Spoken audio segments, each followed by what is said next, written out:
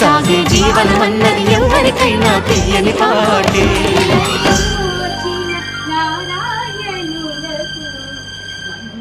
మంగళహారతులు మా రాములకు మాతా సీత సౌమిత్రి హనుమలకు మంగళహారతులు మా రాములకు.